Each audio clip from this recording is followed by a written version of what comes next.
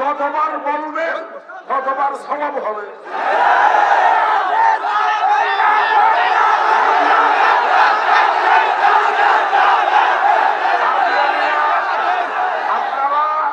আপনারা দুইজন সাক্ষাৎ করলে, দুই বন্ধু সাক্ষাৎ করলে সালাম কালামের পর এক বন্ধু বলবে কাদিয়ানি,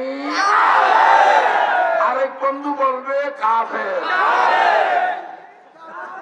এবং শরীয়তের মশলা আইন বিধান যারা কাদিয়ানিকে কাফের মনে করে না তারাও কাফের। রাশেদ খান মেনন কাদিয়ানিকে কাফের মনে করে নাই, কাদিয়ানির পক্ষে বক্তব্য রাখছে। সুতরাং আপনারাই বলেন রাশেদ খান মেনন কি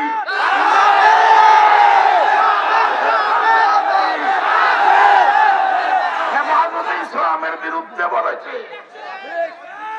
ও নাস্তিকের গোষ্ঠীরা, হেফাজতে ইসলামকে নিয়ে খেলা করিও না, হেফাজতে ইসলামকে নিয়ে খেলা করবেন না।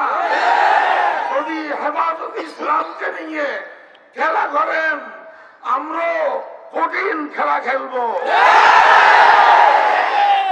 আমরা চরম খেলা খেলবো। যারা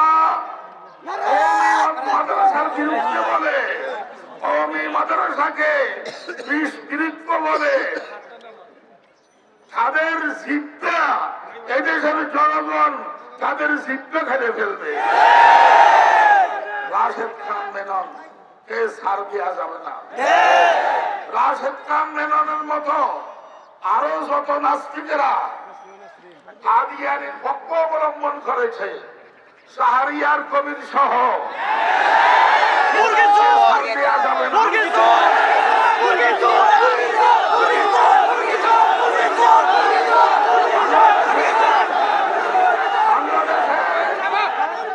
বাংলাদেশে সংখ্যালঘু হিসাবে হিন্দুরা থাকতে পারবে, বৌদ্ধরা থাকতে পারবে, কিন্তু নাস্তিক মুরতাদের এই দেশে তাই হবে দেব না।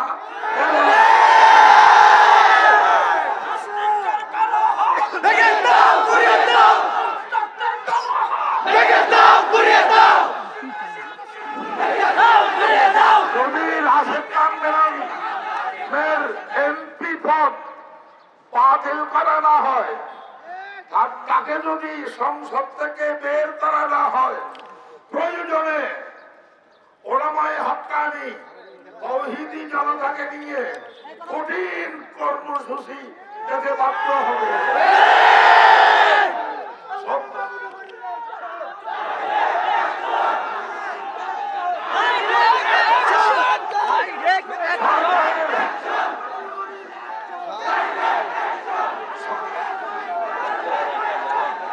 সরকারের প্রতি আমাদের আরেকটা দাবি, অবিলম্বে কাদিয়ানিকে অমুসলিম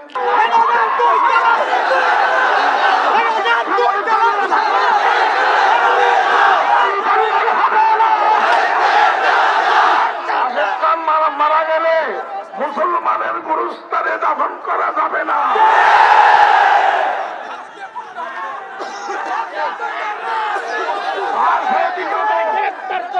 শাহরিয়ার কবির সহ আপনারা অন্য চিন্তাধারা করেন, এদেশ থেকে এই দেশের মাটি আপনাদেরকে গ্রহণ করবে না।